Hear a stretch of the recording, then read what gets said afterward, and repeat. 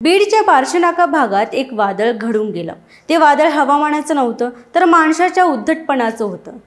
जिथे एका पारंपरिक विवाह सोहळ्यातील डीजेचा गजर हवेत थडकत होता, तिथे काही मिनिटातच कायद्याच्या चौकटीला थेट आव्हान देणारी घटना घडली, जी एका पोलीस निरीक्षकाला जीवावर बेतणारी ठरू शकली असती। घटनास्थळी जे घडलं त्याने ना केवळ पोलीस यंत्रणेला हादरवलं, तर सत्ताधारी आणि पोलिसांतील नातेसंबंधावर अनेक प्रश्न उभे केले। नमस्कार, मी दिव्यान, तुम्ही पाहताय सत्य पे सत्ता, म्हणजे थोडक्यात पण महत्त्वाचं।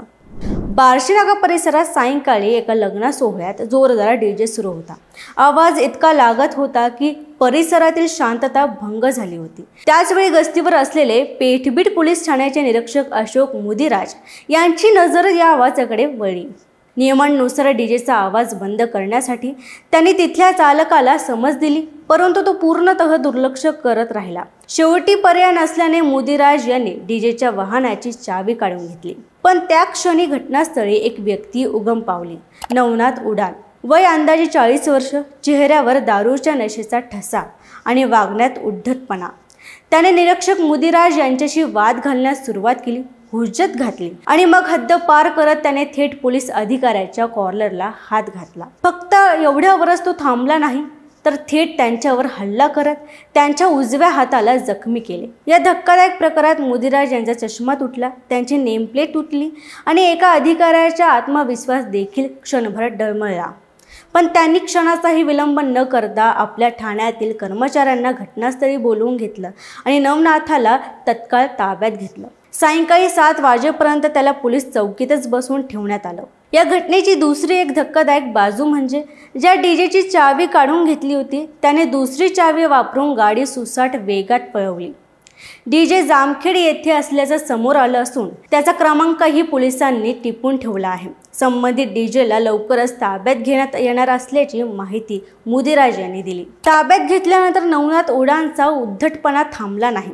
पोलीस चौकीत बसून तो मोठमोठ्या आवाजात सांगत होता, SP नवनीत कावत माझे मित्र आहेत, माझे महाराष्ट्रात ओळखी आहेत, माझा चुलत भाऊ नगरसेवक आहे, कोणीच माझं काहीही करू शकत नाही, अशा शब्दात त्याने पोलीस अधिकाऱ्यांना दडपण्याचा प्रयत्न केला। नशेत बुडालेल्या मनुष्याने कायद्याच्या व्यवस्थेलाच आव्हान दिलं।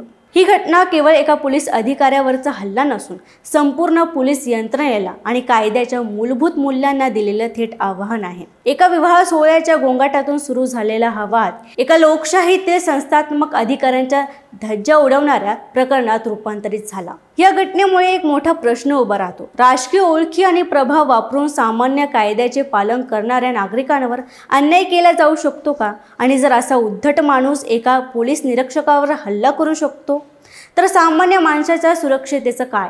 अखेर मुदिराज यांनी दिलेल्या माहितीनुसार नवनाथवर गुन्हा दाखल केला जात आहे आणि डीजे देखील जप्त केला जाणार आहे। पण या प्रकरणाने उभं केलेले प्रश्नचिन्ह अधिक गंभीर आहे। लोकशाहीत पोलिसांना त्यांच्या कर्तव्यात अडथळा आणणाऱ्या व्यक्तींसाठी काय शिक्षा अपेक्षित आहे आणि ती प्रत्यक्षात होते का? बीडमध्ये या घटनेने राज्याच्या यंत्रणेला सजग राहण्याची एक गंभीर आठवण करून दिली आहे। अशाच महत्त्वाच्या घडामोडींसाठी पाहत राहा सत्य पे सत्ता, म्हणजे थोडक्यात पण महत्त्वाचं, आणि आमच्या चॅनलला सबस्क्राईब करायला विसरू नका।